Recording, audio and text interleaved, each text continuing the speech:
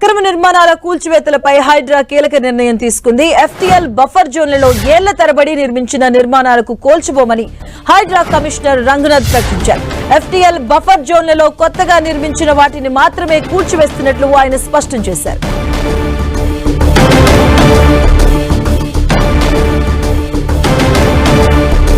ఇదే అంశానికి సంబంధించిన పూర్తి అప్డేట్స్ మా కరెస్పాండెంట్ రాముడు అందిస్తాడు. రాముడు, హైదరాబాద్ నగరంలోని ఇటు చెరువులలో అదేవిధంగా నాలాలు సమీపంలో మూసీ నది సమీపంలో నిర్మించినటువంటి నిర్మాణాలు ఎఫ్టీఎల్ పరిధిలోకి పెద్ద సంఖ్యలో వస్తున్నాయి. ఇలాంటి వాటి విషయంలో ఒక కీలక అంశం అని చెప్పుకోవచ్చు. ఈ నిర్మాణాలను కూల్చివేస్తారు అంటూ ఇటు కొన్ని రాజకీయ పార్టీలు కానీ కొంతమంది కానీ భయపడుతున్నటువంటి నేపథ్యంలో ఇప్పుడు రంగనాథ్ చేసినటువంటి ప్రకటన అయితే కీలకంగా మారిందని చెప్పవచ్చు. ప్రధానంగా ఎఫ్టీఎల్ బఫర్ జోన్ల పరిధిలో అనేక ప్రాంతాల్లో మొదట్లో పేదలు నివాసం ఏర్పాటు చేసుకుంటున్నారు. ఆ తర్వాత దానంతా కూడా కొనుగోలు చేసి కొంత పెద్ద వ్యక్తులు దాన్ని లేఅవుట్లుగా చేసి మార్చేసి అమ్మి నిర్మాణాలు చేసినటువంటి పరిస్థితి ఉంది. అందులో ఇప్పుడు చాలా ప్రాంతాల్లో అటు పబ్లిక్ వచ్చి ఇళ్లలో నివాసం ఉంటున్నారు. అలాంటి వాళ్ళ విషయంలో అయితే ఒక క్లారిటీ ఇచ్చింది ప్రభుత్వం అని చెప్పుకోవచ్చు. ఎవరైతే ఇప్పటికే నిర్మాణాలు పూర్తి చేసుకొని ఆ ఇళ్లలో నివాసం ఉంటున్నారో అలాంటి ఇళ్లను మాత్రం తాము కూల్చమంటూ రంగనాథ్ ప్రకటన చేయడం జరిగింది. ప్రధానంగా దీని ద్వారా చాలా మందికి కొంత ఊరట లభించేటువంటి అంశం. కొంతమంది అంటే వేరే దళారులు కానీ కొంతమంది రాజకీయ నేతలు కానీ మరికొంతమంది అందులో పట్టా భూములు కూడా చెరువులలో ఉంటాయి కాబట్టి వాటిని అమ్మేసుకొని పోయినటువంటి నేపథ్యంలో అక్కడ కొనుగోలు చేసినటువంటి వాళ్ళందరూ కూడా ఇప్పుడు ఇబ్బందులు పడతారు, వాటిని కూల్చివేస్తే అనేటువంటి ఒక ఆలోచన ఉంది. అట్లాంటి ఆలోచనకైతే చెక్ పెట్టే విధంగా ఇప్పుడు రంగనాథ్ చేసినటువంటి ప్రకటన ఉంది.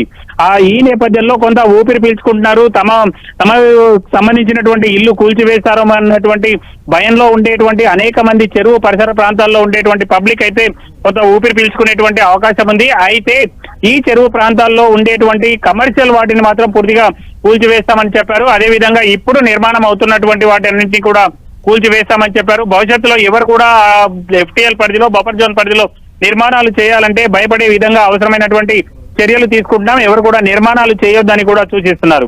ఇక ఎవరైనా చెరువు పరిసర ప్రాంతాల్లో ఉండేటువంటి ఇళ్లను కొనుగోలు చేసేటప్పుడు అవి లేఅవుట్ బఫర్ జోన్ అదేవిధంగా ఎఫ్టీఎల్ పరిధిలోకి ఏమైనా వస్తుందా, అదేవిధంగా ఆ నిర్మాణాలు కూడా ఎఫ్టీఎల్ బఫర్ జోన్ పరిధిలోకి ఏమైనా వస్తాయా అనేటువంటి అంశాలను మాత్రం స్టడీ చేసిన తర్వాతనే కొనుగోలు చేయాలని సిటిజన్స్ కు సూచించారు రంగనాథ్. ఇక ఈ రోజు కూడా అనేక ప్రాంతాల్లో 3 ప్రాంతాల్లో చెరువుల వద్ద భారీ నిర్మాణాలను అయితే కూలుస్తున్నారు. కొన్ని ప్రాంతాల్లో లోకల్ గా ఉండేటువంటి లీడర్లు దాన్ని మొత్తం చెరువును పూర్తి చేసి ఆ తర్వాత నిర్మాణాలు చేసి తాత్కాలికంగా షెడ్స్ వేసి ఆ తర్వాత పక్కా నిర్మాణాలు చేస్తున్నారు.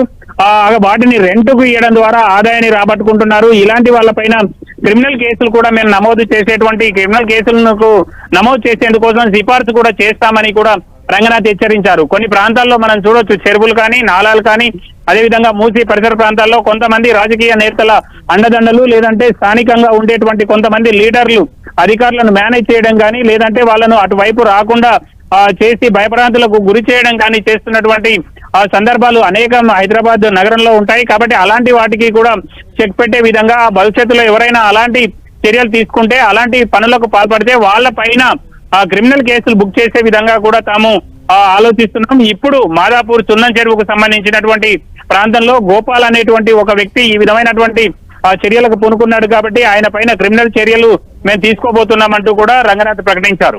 రాముడు, అంటే హైడ్రాకు ఎంతటి అథారిటీస్ ఉన్నా కూడాను వితౌట్ ఎనీ ఇన్ఫర్మేషన్ ఇవ్వకుండా కూల్చివేతలు చేస్తున్నారు. దీనివల్ల మేము ఆర్థికంగా నష్టపోతున్నట్టు నివాసితులు వాపోతున్నారు. ఈ నేపథ్యంలో దీనిపైన ఒక క్లారిటీ ఏమైనా ఇచ్చారా రంగనాథ్ ఈ విషయంలో?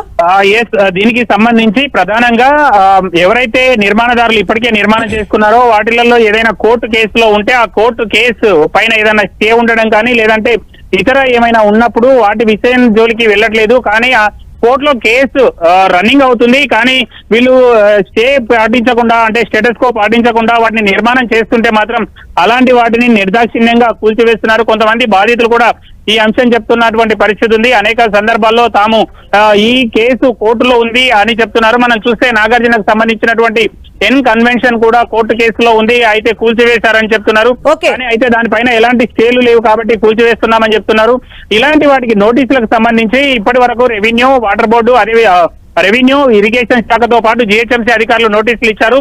భవిష్యత్తులో వీటన్నిటిని నేరుగా హైడ్రాని టేకప్ చేయాలనేటువంటి ఆలోచనలో ఉంది. అందుకు తగ్గట్టుగా ప్రభుత్వం ప్రణాళికలు రూపొందిస్తుంది. తొందరలో విధి విధానాలు రూపొందిస్తే మాత్రం ప్రతి దానికి నోటీసులు ఇచ్చిన తర్వాత కూల్చివేసేటువంటి అవకాశం ఉంది. ఓకే, థ్యాంక్ యూ రాముడు.